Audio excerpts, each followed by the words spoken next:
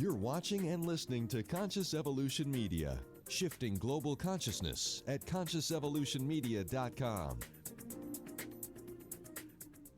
Today's podcast is brought to you by Kids Talk Foundation, a global nonprofit organization providing youth advocacy, television programming, and training services in the United States, along with comprehensive medical and educational services for the developing world, most recently in Kenya, Africa, where Kids Talk Foundation provides a feeding program, medical care, and educational services to over 1,300 young people each day. Please help our youth and place your donation. Go to www.kidstalk.org.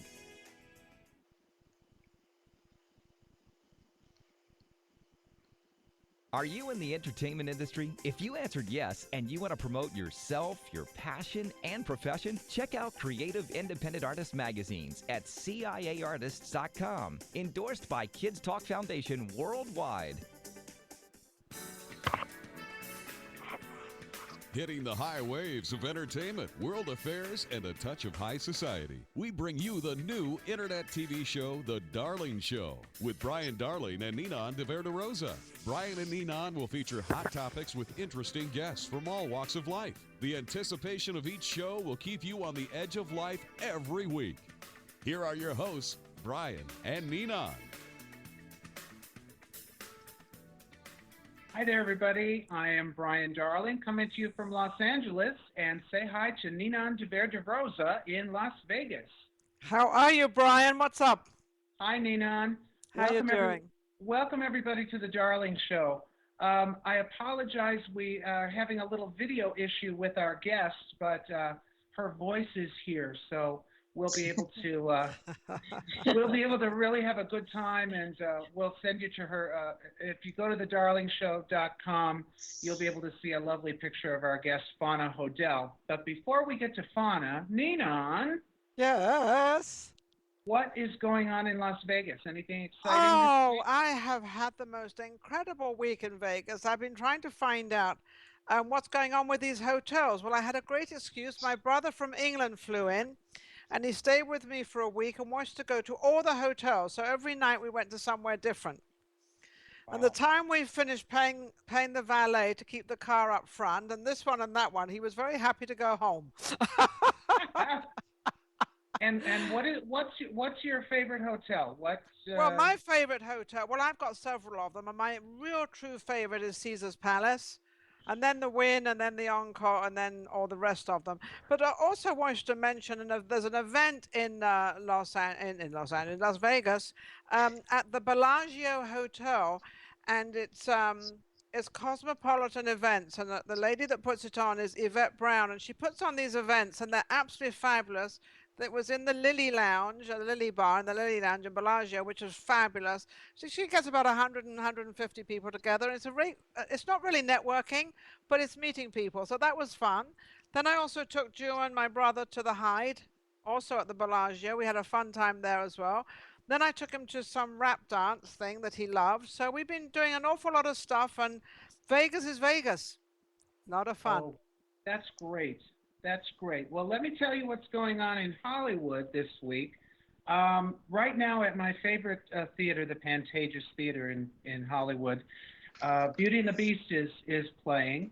And I unfortunately didn't get a chance to go see it. But opening on April 9th is everybody's favorite musical, West Side Story.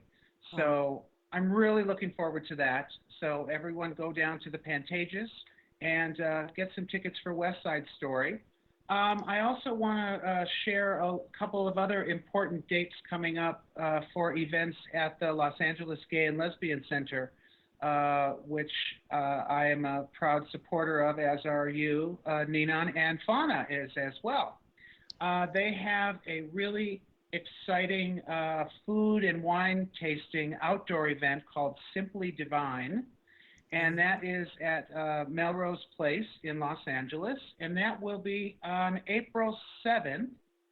And then on April 20th in the Renberg Theater at the Gay and Lesbian Center, our very own Coco Peru will be interviewing Jane Fonda. Oh, awesome. That is not something to be missed. Not at all. I'm really going to try to get down there for that one. Everybody loves Jane Fonda, and everybody loves Coco Peru, so I really want to show up for that one. Absolutely. But also, what I want to mention is we've had an awful lot about the rights and not rights and everything going on in the lesbian gay community all over the news media. So this is appropriate time to bring this up and to, let people know that we do have functions to go to and we're all for it. Yeah, it's really really. Oh gosh, the Supreme Court is right now hearing. Yesterday they heard arguments on our famous Prop 8 in California, Hmm. and today they heard arguments about DOMA, which is the Defense of Marriage Act. And I think we're witnessing history here, folks. I'm very optimistic that full equality is going to be a lot closer for a lot of people in this country. Yeah. Equality and justice for all, that really does mean all, not just It certain should be. people. Yeah, yeah, you're right. It should be. Yeah, Hey, so, listen, yeah. Brian, what about our guest? You going to Well, introduce her? Can we get to go? Can we get to meet her? let let's say hello to our special guest. Her name is Fauna Hodel, and she's coming to us from Honolulu. I just love technology because I mean we can bring people together from all over the world on our show, and I'm very excited to have you here, Fauna. Thank you for joining us. Well, thank you. I'm delighted to think that I'm on the Darling Show on the Conscious Evolution Media. How powerful is that? It's Wow. amazing. Well, yeah, and you kind of fit all this, don't you? You Well, are an incredible woman. I've been reading all about you, and my goodness, do you have a story? I definitely think I came into this life this time around to be a storyteller. I definitely came into an interesting situation. Yeah. Well, we have a lot of different aspects of fauna, but fauna, I think why don't we start for those of us who don't know anything about your fantastic story? Why don't we start at the beginning? Actually, fauna's story, you kind of have to give us a little background about your birth and when you were a baby and an infant, and then we'll go from there. How about that? Sure. First of all, I'm 61 years old, very proud of my age. I was born during a time that whole black-white race relations. That's why I can so identify with the injustices as to what's going on in the whole gay community right now. But Hmm. I wrote a book that's called One Day She'll Darken. I was given away 61 years ago under the pretense that I was a biracial child, supposedly part black and part white. Well, it would turn out that I never darkened. The book I'm dark is very powerful to me, so I'm praying that I've become wiser. But one day she'll darken, but it's my journey. I was given away at birth. Arrangements were made in a gambling casino in Reno, Nevada And you were what? to You were only 16, correct? well, actually, no, my mother was only 16 when she gave birth to me. Arrangements were Yeah. made even before I was born, in a gambling casino in Reno, Nevada. A black maid and her shoe shine man, and I only talk about black and white just so you get a sense of that time in America. But there was a maid and a shoe shine man that I was given to, all over a $50 tip. So I and you'll have to read my book One Day She'll Darken to find out. The book is about my first 25 years, and it's what gives me the right to talk about the color of love and overcoming obstacles, because the time that I grew up in, first of all, imagine a little white-skinned baby growing up, in the black community, who was never darkening. And there was never a time where my skin wasn't an issue. And black people treated me like I was from another planet on a Now, whole. And now, white people treated me like I was a cockroach, living with cockroaches. Now, So the reason that you said that they say that one day she'll darker was because on your birth certificate, your mother had put in there that the father was black, correct? correct. And back then they said Negro. It says Oh, Father Negro, name withheld, the mystery person. But yet, Ninon, my name was there, Fauna Hodel. My black mom used to say to me, you can never change your name because one day you're going to inherit a lot of money. Well, still waiting on that one. and your mother, talking about your mother, not your real mother. Are you talking about your real mother, or are you talking about the mother I that know adopted it's so, you? it's so confusing. I actually was not adopted. I wasn't legally adopted. I was given away. There's nothing normal about my story, but my black mom, the maid that I was given to, she was told about this young white girl that was supposedly pregnant by, a black man, and the maid was telling her about they're going to force her to give that baby away. And she said to her, and the maid's name was Jimmy Lee, by the way.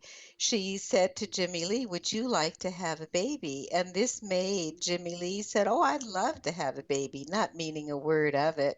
And the lady writes down her name, gives her a $50 tip, and disappears. 3 weeks later, a telegram comes to the Riverside Hotel, baby girl born August 1st.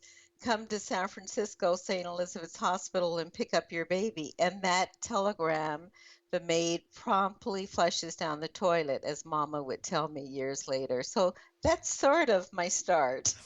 Oh my Wow. goodness! And now the story goes on. How was it going to school and mixing with and living with a black family that did not adopt you? But you probably didn't even know about that at that time. You're blonde and blue-eyed, but to you, this is all very normal. Well, first of all, I was always a sensitive little girl. I always, never was a time, I don't remember a time that my color wasn't a skin issue. I mean, it Oh, wasn't an issue. It was all about skin, and there was a lot of meanness and cruelty. The people that raised me were very poor. So therefore, I mean, just on every level, it was tough. To say it was pretty, it wasn't pretty at all. But I learned how to lean on angels early on. and you And had Fauna, plenty of. Fauna, you are, uh, gosh, now I'm going to fast forward to today. Fauna and I, actually, Fauna is yet another person on my ambassador committee at the Beverly Hills Chamber of Commerce, and she's very involved in philanthropic activities in Beverly Hills of all sorts. I met Fauna several years ago. She is an account executive at Celebrity Society magazine, which is gosh, 40 years it's been around, Fauna. 42, it's now on hiatus, but yes. And so Fauna and I are, I think the reason why you and I really connected is because we are connectors. We, we introduce people, we make things happen in this business. Fauna, you much more than I. Um, and you've written this book, and you even you even made a movie about your life, didn't you? Yes, well, Brian, you know what's so fascinating about all of this? When I was a little girl growing up in Reno, Nevada, and my mom, my black mom, to answer your question, Nina, and I always say black and white just so you get a sense of who's So who in the story. there you go. But my black mom would bring me to Los Angeles in the summers where she would work in Beverly Hills. She would always get these high-paying jobs as a maid. And I remember Mama telling me, baby, you aren't ever going to be a maid in anybody's house. One day you're going to be somebody in Beverly Hills. And I think it's so ironic that it would take Brian Darling, who would become a part of my history and help fulfill my mother's destiny, where I Aw. would end up being an ambassador of the Beverly Hills Chamber of Commerce. So I am so touched and honored by that. And that all started because the magazine, I was able to go to all the big galas, Operation Smile, John Wayne Cancer Society, Sinai Women's Guild, and I would end up interviewing the most amazing philanthropists, and I was like in awe because as a little girl, I sold fried chicken dinners to raise money. Oh, So, You never know where you're going to end up, do you? and there I was watching millions of dollars being raised. It was, oh, I was in heaven. well, No. Fauna and I know very well that philanthropy takes on many, many different faces, and it has many different facets. Some people write big checks, but there has to be people that have the vision to put on these events and raise the money and bring these people together for such great causes. And I've seen Fauna in action, and Fauna, you're just an angel. You are Oh, just an angel. People gravitate to you, and you know, that doesn't really even have anything to do with this amazing life story, which we'll get Oh, back to in a second, because it's going to get very mysterious and controversial and all that kind of stuff. So I don't want to waste too much time blabbering about philanthropy, well, I but need to add, let me add real quick, Brian, when you listed on your interview site, you and Ninon, Fauna, Hodel, philanthropist, I went, oh my God. If I look at my checking account, I'd go, oh my God, what am I giving? But and that's for now. But the truth is, like you said, Brian, I mean, I have a show where I interview philanthropists and I pay it forward. I don't charge them anything. I just interview them because I want their stories out there because people always need to raise money nonstop, not just at their galas. But yes, but in reference to my book, the book is called One Day She'll Darken, The Mysterious Beginnings of Fauna Hodel. And yes, Brian, it is very mysterious, his whole story. what's the most mysterious thing that you'd like to talk about regarding this book? Well, interestingly enough, as I was growing up as a little girl, well, let me first say I have a long-running television series in development with some pretty high profile producers that I'm not going to say their names yet until I'm That's all fine. green lit. That's fine. But they are casting me as my character as a Nancy Drew and Aaron Brockovich, because imagine there I was, just this little innocent child, being raised in the Black community, supposedly going to darken and wasn't darkening. But my Black mom would say the oddest things to me. She would say, baby, all I have to do is pick up the phone and I could talk to your grandfather in 10 seconds. Or, baby, don't you ever change your name. One day you're inheriting a lot of money. And I used to go, well, who is this Fauna Hodel? Who are these people? And I would stare at this birth. Oh. She actually had my birth certificate. And I was born at St. Elizabeth's Hospital. And I used to have all these dreams where this faceless woman would come to me and tell me I would find her. And lo and behold, Ninon, to answer your question, one of the strangest things, and just to quickly fast forward you, in my early 20s, I met my birth mom and I met her here in Honolulu. And as Brian knows, I'm actually here to spend some quality time with her. She's very sick right now. She's 78 and not doing well at all. But I met her when I was in my early 20s. And imagine, I think I'm coming to Hawaii, of all places, to meet Doris Day, not, and I would find out that she proceeds to tell me that I was given away due to a major incest trial and that her father was investigated in the Black Dahlia murder. And right about that time, I thought I was going to die personally. Because all this was coming out that you had no idea about, correct? No, no, I already knew that. I had already found out that through letter communications that my father wasn't really Black. And by the way, I kept that a secret. My Black mom went to her grave. I never even told her the truth. She used to always tease me and say, "You're not Black, you're not Black." And I never wanted that to not be true because, everybody wants to belong. And as a little girl, that was everything to me. So I had found out that I really wasn't biracial.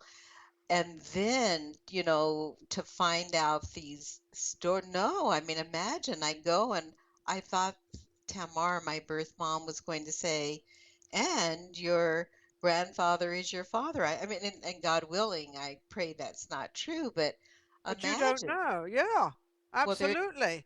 But right. how soon was it when you got to know your real mother? How old were you then? Well, I was when I physically met her, I had found her actually age 19 and and in my little idealistic world, I thought, oh, well, I've made all the effort. She should come see me, Hmm. not knowing she was in struggle mode and had had a terrible, terrible life. So by the time I met her a couple of years later, I was 21 here in Honolulu. I came to see her. She was living in Lani Kai. And And what? when Go did you ahead. find out, Fauna, about the Dr. George Hodel, who's your grandfather? When did Right. you learn about all of that, Well, and interesting. where did that take you on your life journey? Well, bizarrely enough, I found George Hodel before I found my birth mom, and I found him in Tokyo. There I am, I had my first baby when I'm only 16 years old also, and she really is biracial, part black, my daughter Yvette. And there I was, just a young mom myself on this journey. And through us in my book, which is only my first 25 years, I tell what happened, but it was through and Steve Hodel, who wrote a book called The Black Dahlia Avenger, who's my birth uncle. On my journey, a relative that I had found Steve Hodel. Steve Hodel, in turn, through this relative, sent me my grandfather's address, and I wrote him a letter, and I said, I'm Fauna Hodel, your granddaughter, and gave him my phone number, and he called me. He called me, and I'll never forget it as long as I live. Wow. I said to him, I said, I just need it. Explained that my story was like a book with a fascinating cover, but when you opened it, it was blank, and all I wanted was a picture of my birth mom, and I want nothing from you people. And he said to me, I'll never forget this. He goes, "Oh, you know." You could never upset Tamar. She's been through, everything, because I was saying, please don't upset her, right? And I thought, well, that's sort of odd. But and he promised to meet me, and I was like thrilled. Because I knew nothing of the dark, terrible stuff that I would later find out. And he promised to come and meet me and never showed up. So it took about a Oh, whole, during that conversation briefly, he had mentioned your mother, is in Hawaii, but in my little naive world, nobody lived in Hawaii. They just vacationed. This was a long time ago. And a year later, when after I felt really rejected, just through chance, divine guidance, not really chance, I remembered my birth mom is in Hawaii, and I knew her name, Tamar Naez Hodel. So on that birth certificate that I had, I picked up the phone and called information, and as easy as 1, 2, 3, I got the number of Tamar Naez Hodel. Isn't that funny? that is this. Wow. And when you picked up, did you pick up the phone and you actually got her on the on? You actually heard her voice. Well, what happened is, I got information and I got her phone number. And then imagine, I'd been searching since I was 12 years old for her. And all of a sudden, I had her phone number. And what's so bizarre about this is I call that number, and this person answers the phone, and I said, "May I speak to Tamar Hodel?" And she said, "May I ask who's calling?" And I said, "Fauna Hodel." And it would turn out my sister, I would later find out who really is part black, had been given that name Fauna as well. And so the other Fauna turns to her mother Tamar and says, your daughter Fauna is on the phone, and I think all three of us. I mean, just it gets weirder by the second. It does. No It wonder really you wrote. does. No wonder you wrote this book. Did you write this book, One Day She'll Turn Dark? And did you write that book because you felt within you you wanted other people to understand if they were in situations, the same situations, not to really sort of take it too seriously and sort of be open and out there? Yes, one day she'll darken. First of all, when I was 8 years old, I saw a movie, Imitation of Life, and watching that movie, it's all about the injustices of racism. Hmm. I vowed at 8 years old, Ninon, that I was going to grow up and make a movie and tell my story. And the universe would draw to me a young man who would give me almost $7 million.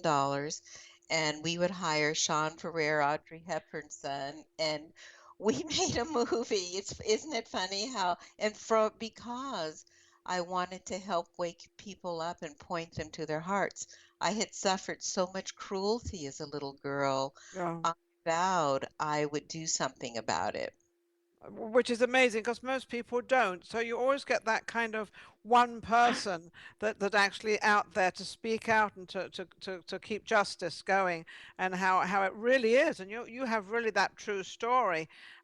What about your sisters? Are you close to your sisters now or? I have one sister who's 3 years younger than me. As I said, she was given the name Deborah at birth, and as she was growing up, she was told about her sister that was given away, and her name was Fauna. And as she got older, she asked her mom if she could use that name. They had no idea that I was going to find them. And by the way, I have three brothers that are much younger than me, and Tamar had five children, and their names are Peace, Love, and Joy. So imagine I'd Oh, go to Hawaii and meet my That's really cool. sister Fauna, That's and then I'd cool. meet my three little brothers whose names are Peace, Love, and Joy. Yeah. it That's sounds really like. great. Go ahead. Oh no, go ahead. I'm sorry, Nina. It sounds like that your mother was a very sincere, sweet woman, but a little bit confused as to what other people had told her or what she should and shouldn't do. Well, first of all, a very naive soul. Hmm. She grew up with a father, that abused her from the time she was a little girl. If anyone Googles her name, Tamar Hodel, there's been a story written about her in Vanity Fair. Michelle Phillips and she are best friends, and there's a whole segment on Tamar and the Black Dahlia and the incest. And this was a young woman that was abused, and her father had forced her to have an abortion with one of his children. I mean, just it's What didn't that go to court and they lost the case? He won. yeah, well, yes, the first time, actually, what happened is before she gave birth to me, she had actually run away from home because by that time she'd already had an abortion by her father and had run away. And when the police picked her up, she told everything, and that's when that incest case happened. And he was very rich and powerful and part of old Hollywood. And the story is that they paid off the judge. He was acquitted and ran off to Manila and married into the Marcos family. Oh, and bought hundreds of pairs of shoes. Yes. But never helped his daughter, but never did anything for her. He had her declared a pathological liar. So this story on many levels, that's why I'll never stop until I actually that's why I love the idea of a long running series because there's so many twists and turns and how to use it for good. Oh, this would be amazing for a series of each ending because just listening to you and parts of your stories and with what your father had done to your mother, and I mean it's just such a Father, in but those days, I mean that's just such a no wonder they kept it all under their hat because in those days you couldn't bring that out, could you? No, and then, but more than deeper than that, as Steve Hodel spells out in the Black Dahlia Avenger, he was really covering up old murders. He had an IQ higher than Einstein. He actually was one of these. The article in Vanity Fair just goes deeply into it, but suave and debonair and evil. Well, wasn't there also a young lady involved in something like this called Elizabeth Short? Elizabeth Short is the Black Dahlia. That's that very, very, very famous unsolved murder mystery. And part of my journey too is that soul she wants the truth out. There's still a big question mark as to who really killed her. Yeah, never been solved Yes, as and of today. Yeah. one of the things that when I first met my birth mom, I mean, there I was, and she was telling me, the whole story, and Mhm. she said that she always wondered what her father had had to do with the killing of Elizabeth Short, who is the Black Dahlia. So there I am meeting my birth mom for the first time. This was in the 70s, and I'm being told that she thinks her father was involved in the killing of this Elizabeth Short. I mean, initially I was going to spend 3 weeks in Hawaii to get to know my real mom better. I escaped in 6 days. I got a lot of You, Dodge. you were very happy to leave, actually. First plane out, back to civilization. But then you caught back up with it again, right? It was too much. Yes. Yeah. Well, I'm sorry. I want to take 1 second, ladies, and just if you're just joining us, you are watching the Darling Show on Conscious Evolution Media, and you can check out our website at thedarlingshow.com, or you can find us on Facebook at the Facebook. Darling Show on Facebook, and we're on Twitter also. I'm kind of learning how to do all these things now, all this social media stuff. For old people, it's difficult. I've got to tell you, it's a little bit confusing, but we're all over the place. So come on down and visit our website. You can see um, prior shows that we've done and upcoming shows, and go see the website. Everything's Okay, there. sorry about that, Nina, and I just had No, to get I that think in no, there. I wouldn't be sorry. I think we want to plug our show as much as possible. And Fauna, Sure. also you're going to be on there as well and your story. And if we can promote your book as well, we would love to do that. Um, Thank what is the there's two things I want to ask you. First, what is the worst thing that you can think of that happened to you in your life that you really sort of look at and you think, wow, why did that happen to me? I mean, you've told us a lot, but is there anything that's really, really sort of really dark for you? you. Well, what's dark for me is imagine raising millions of dollars. A young Korean man by the name of Ida Khan put up almost $7 million to believe in me, and I was always writing, sending notes to my grandfather, George Hodel. By this, I didn't know at that time that he was really evil, saying, "Oh, I'm making a movie. Oh, I'm doing this. Oh, I'm doing that." And little did I know I was throwing breadcrumbs saying, "Come stop me." First, we had to change all the names to protect the guilty. And then, the movie gets stopped with 2 days left of filming. And that was all the way back in 91. Imagine Alfre Woodard, Charles Dutton, Jill Clayburgh, Tess Harper, Allison Elliott. And my movie, like, got stopped, and it was my And childhood and dream. and you, and you obviously know the reason why it got stopped because he did not want all that out there because they might come and Absolutely. tag on to him as to what's going on. He's passed Absolutely. away since? Has he's passed Well, away? he died. Yes, he died in 99. And so imagine my movie stopped in 91, and Steve Hodel, he was a former homicide cop who wrote a book called The Black Dahlia Avenger, who has laid out that his father was the killer, and when I read, I ended up even being in that book, and this all is so complicated. I just won't go all into all the stories Oh yes, behind I it. love it. But Tell me Well, more. I heard on the news on our local news, Fauna, just a few weeks ago, that They found perhaps some new evidence at the address, Yes. um, The and Franklin house. I hear Steve Hodell's name regularly in the news Yes. regarding this case. Yes, he's a New York Times bestseller. Interestingly enough, now this is in Steve's book, and here I go on the mystical side of my life that really is levels deep. Now I'm going to take you back to my movie stopped, right? Imagine I Yeah, get millions of 91. dollars, 91, yeah, 91. you It got stopped, everything and going. I'm like, and that's why I left. Um, where was I at the time? I was living, where was, oh, I had moved to Hawaii. I was here for about 20 years, and that's where the money came in. And this woman, Lillian Suha, my dear best friend, even today, she brought in her client. Together, we went to Hollywood. We made a movie. We're stopped, and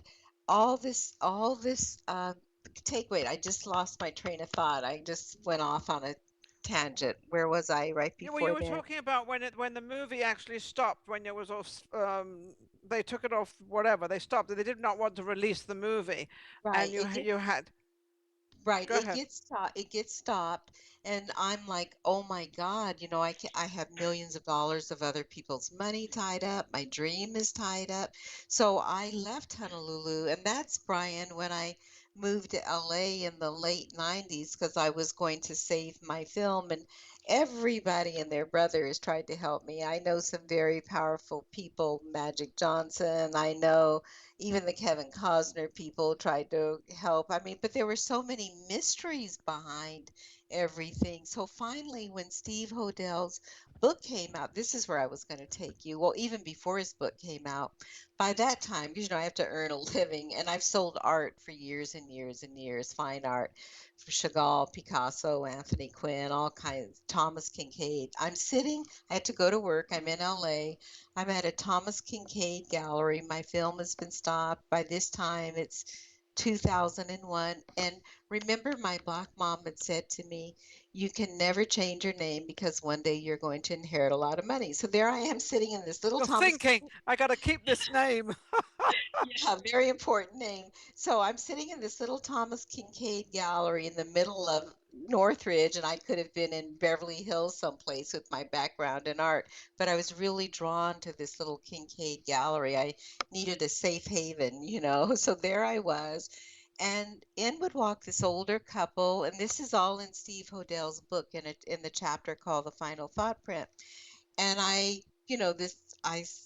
said, "Hi, I'm Fauna Hodel."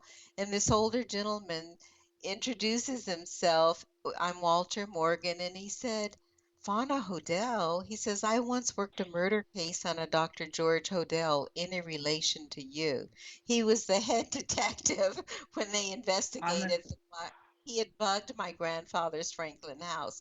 Imagine that. And let me take you back 1 second before that. I mean, a little years ago, uh, I was told that I was going to help Elizabeth Short by a very well-known spiritualist, and I'm like, "What do you mean help Elizabeth Short? I don't even want anything to do with all that darkness." And Yeah. lo and behold, that detective told the missing transcripts were found due to that meeting that wow. that Steve Lopez from the LA Times, he read Steve Hodell's transcript because I got Steve Hodell in on the story, that part of the detective coming in my gallery, and in turn, the bugging of the Franklin house, those transcripts were found from that Walter Morgan saying they even existed. Isn't that, Oh, that's amazing. Wow. Talk about a dark side of going through your life. Now, I would like to see what has been your greatest moment. my children, my daughters. I have two amazing, beautiful daughters. My older daughter, as I said, I was only 16 when I had her. She's now 45. Gorgeous, beautiful. My youngest daughter, Rasha, blonde and blue-eyed. And, they're different. They're they're same mother me, different fathers. But my youngest daughter, which Brian wanted to share a bit about, who is a gay woman married to her life partner, and they have a beautiful baby girl, Leilani Rose. So I feel my story really represents the color of love on every level. My children are examples of pure love.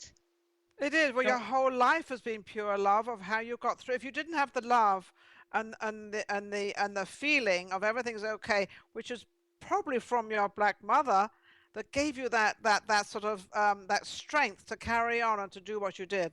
Well, Ninon, where that came from? Her mother. Her mother, I called her Big Mama, and she died when I was only 5. But before she died, I'll never forget this as long as I live. We were one of our visits to LA because she lived in the Compton area. And imagine I'm the only little white-faced child around, right? And one day they were going to cut my throat because what was I doing there? The kids were, I was screaming bloody murder, and Big Mama runs out and grabs me and, shoos them away, and she picks me up, and I'm crying and scared to death. And she said Oh. to me, "Baby, I can't always be with you, but I want you to know God and God's angels will always protect you. All you have to do is call on them." And in my little mind, that's for the rest of my life, I knew Oof.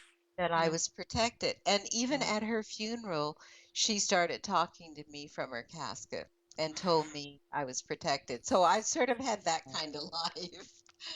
hey, Ninon, Yes. do you realize that Fauna Hodel was she helped organize the party where we met? Oh, that was That Giorgio. that was Giorgio's party. He's a famous artist and he paints angels. And so Fauna has a connection, also, albeit very Well, slight for us. We would have never met well, that's if it true. But wouldn't have also, been for Fauna. I met Fauna. That's where I met. That's where I met you, isn't it, Fauna? Yes, and you know what's so amazing about that evening? Because Giorgio Toscani, who is an amazing artist, just in angels, from the moment I met him, it was like meeting my baby brother. But that event that was actually put together for a lady that so believed in him as well, Scheherazade. But we brought together this magnificent event, and you both were there at that amazing, I call it the Angel Estate. And it's But so yeah. Go ahead. GiorgioToscani.net, and you'll see his beautiful angels. And speaking of what's going on in the whole gay rights world, Brian, did you see that angel that he created that's like going all over the globe instead of, what is that little I symbol? sure did. I sure did. I'm tagged on that. I'm tagged on that on Facebook. Yes, I have it right on my homepage. He's listening in on this interview, so I'm so glad you Oh, but mentioned it. That's Oh, hi, just Giorgio. We love you. well, it's funny. I got to tell you something about Giorgio, just for 1 second here. At that party, we stood out on the foyer, and Giorgio and another artist, Davood, Gustav. Davood, they went in front of a big giant canvas and they actually created this huge, enormous painting. They each did one side. Uh-huh. And I remember I couldn't take my eyes. I mean, I actually saw these angels being created by Giorgio, and Yes, it's very difficult to explain. But when you see, when you see some of Giorgio's work, you'll understand that there's really power that comes from there. So Absolutely. yes. But that yeah, was no, just great. but also I mentioned Let me I add. was yeah, I was able to talk to Giorgio, and I was because I'm an angel person. I just love angels. I have angels all over my house. So I'm gravitating to angels, and I see these pictures with these angels, and I'm in awe, like, wow, who brought me here and how did I get here? Because but it was all I think, it was all a meeting that we were all supposed to meet because Oh, this is how it actually happens, and that's how people meet yes, because you're supposed to, but also yes. you must be open to it. There were about 400 people there that evening. Yeah. And I remember, I had introduced Giorgio and Davood, the artist, to the lady Scheherazade. I mean, Davood already knew Scheherazade, but I'd sort of brought all these people together, and somehow, some way, it outgrew all of us. And it was voted the best event of 2011. And even though it Really? really turns out it didn't earn any money for the charities that we wanted to do, but it was like a gathering of divine souls. It was just meant to be. It was meant to be. So, what is coming into your future? What are you going to do about this movie that was sort of kiboshed? Are you going to try to bring it back out again and produce this movie? What are you going to do? Let me tell you something. From the time that I left in 1997, because I was always flying back and forth, I had a residence in LA and I had one in Beverly Hills. I mean, imagine I had a millionaire and a billionaire backing me, a young man who had put up all the movie and the money, and I felt like I was being emotionally blackmailed over all that money being held up. And I come to LA to save the film. And I went through years of believing everybody and their brother was going to save me and help me. And by 2007, and as I said, I had returned to work because I need to spend all my money flying back and forth. And so I ended up taking a fall on the very night that I had gone into that house of evil at George Hodel's house. I broke my leg, and I am like one of these healthy, strong beings. I had Hmm. attended something there that evening. That night, on that very same street, Franklin Avenue, December 2007, I'm crossing a street. I jumped back from an oncoming car that turns out wasn't even near me, broke my leg, my ankle. I Oh was, my. and I feel like it was like, I was bone tired from everything I'd been through. I was exhausted and, I just needed to kick back for a minute. I don't ever want to create anything like that again. And there's a lot more mystical stuff involved in that too, but I'm crystal clear that with all the years of, having it stopped, and finally there was a producer that heard about me, a very, very, very, very famous producer, that as we speak, she's taken it to the biggest and the best. So I'm just praying that truly, because instead of her choice was, does she save the old film? Because first of all, we had to change all the names to protect the guilty. If you Google my name and go to YouTube, you'll see a lot of this stuff, even clips from the movie. But I pray that she's successful and she sees it as a long running series. And even though I always saw it as being a feature film, I love the idea because I can weave all these stories from my birth mom, my No. sister, my girls. There's so much history here. Oh, you've got a tremendous. I mean, you could have a series that'll never end because you're still Yes. here as well, and you still got a lot more going for you. What do you want to do now? What is you just want to sit back and relax and do this movie, or you got a Well, book in your mind? What do you want to do? as we speak, I'm in Honolulu right this second. I'm actually working on a new book with the lady that actually helped me raise the millions of dollars that I met in '88. We're calling it On a Mission, dot, dot, dot.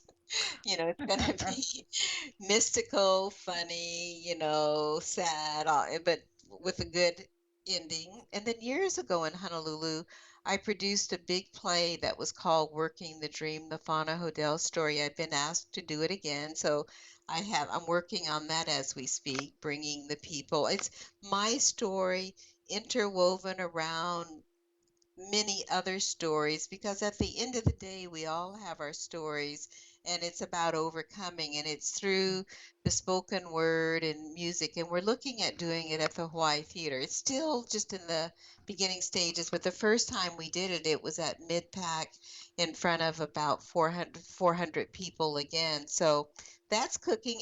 And again, because at the end of the day, I always have to earn a living. And I won't tell you where, but I'm actually selling diamonds, emeralds, rubies, pearls. It's kind of cool. There's a lot going on. And my goal is of course to return to my beloved. My one day Beverly Hills is my home. That's where I belong. Mama said one day I'll own a home there and somehow some way I will. And I have to come back to the chamber. I've just been here since January because my birth mom was very ill and I had some doors. The magazine, for one thing, went on hiatus, and it was time to chill out for a minute and decide what to do next. And within 2 weeks, I had a new job. I had this play in development and a book started. So that's what I'm doing It now. seems like no one can keep you down. You are forever with that energy and all those angels around you, and all the you have such a fascinating life that it's opened eyes up for other people to be able to get their stories out. And don't be worried Absolutely. or ashamed, right? Oh no, I am proud of who I am. And Of when course you are. when this stuff came out about, I mean, imagine for my children, I mean, my girls, and they find out someone in their family is connected to this, not only one murder, but a serial killer. And I'm like, Sure. oh my God. Well, But you've got incest going, you've got murders going, you've got a bunch of stuff All kinds of going. stuff. But you know what? That is not me. That is not me. And I will use my life to shine lights for as long as I possibly can. And even, you know, having dealt with a lot of money issues, creating from practically nothing. I know most people who know me can tell you they probably think I'm some billionaire, and I just live like a queen. And if you looked at my bank account, and one day that'll change. But I am living from divine guidance. I am blessed and protected, no doubt about it. Well, Fauna, I think what impresses me about you is that you have, it's a classic adversity, turning lemons into lemonade. And you have used your life experience for good to Well, help others. And funny you should say that. Brian, I've been tell for years my friends called me the lemonade queen, and I went, oh, I am done with lemonade. I want fresh uh-oh. orange juice, everyone. With a touch of champagne, right? Exactly. Let me make a note of that. Next Thank time I you see very you, much. we'll have champagne and we'll have fresh squeezed orange juice and no lemonade. Funny story. My dear friend Jackie 90210, Jackie Valdez, I know you know her too, Brian. I had told her that story, and I swear to you, she brought to me was it last Christmas? No, Christmas before last, like at least 100 fresh oranges. Oh, Oh my goodness. She must have had an orange grove. Let me ask Yes. you one more. I'm going to ask you one more question because we're going to be running out of time.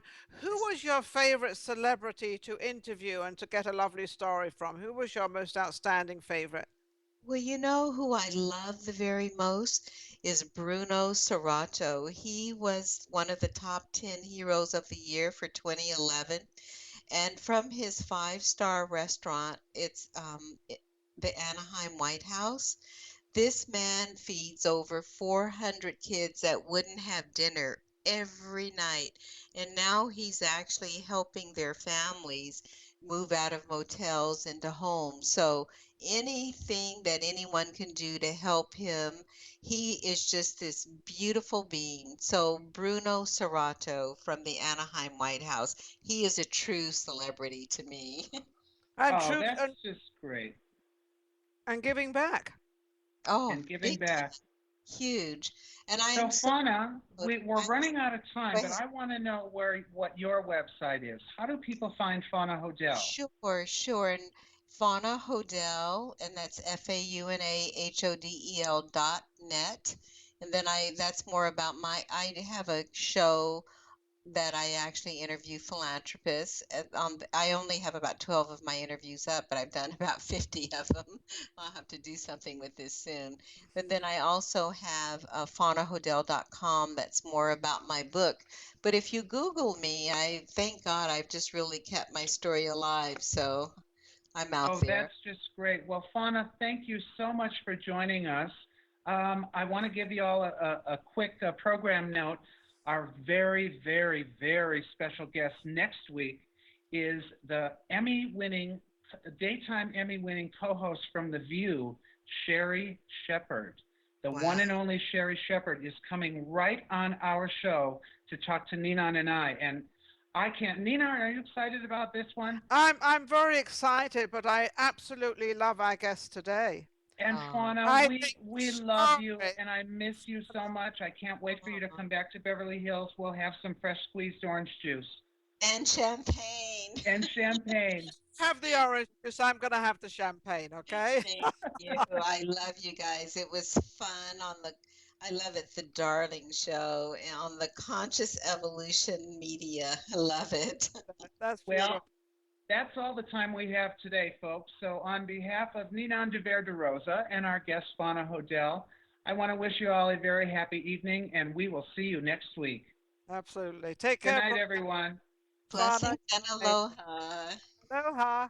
Bye-bye. Watch the Maxed Out Money Hour Internet TV show program All About Money with your host Ninon and Coach Steve every Tuesday evening at 9 p.m. Eastern, 8 p.m. Central at realcoachingradio.net. Today's podcast is brought to you by Kids Talk Foundation, a global nonprofit organization providing youth advocacy, television programming, and training services in the United States, along with comprehensive medical and educational services for the developing world, most recently in Kenya, Africa, where Kids Talk Foundation provides a feeding program, medical care, and educational services to over 1,300 young people each day. Please help our youth and place your donation. Go to www.kidstalk.org. You're watching and listening to Conscious Evolution Media, shifting global consciousness at consciousevolutionmedia.com.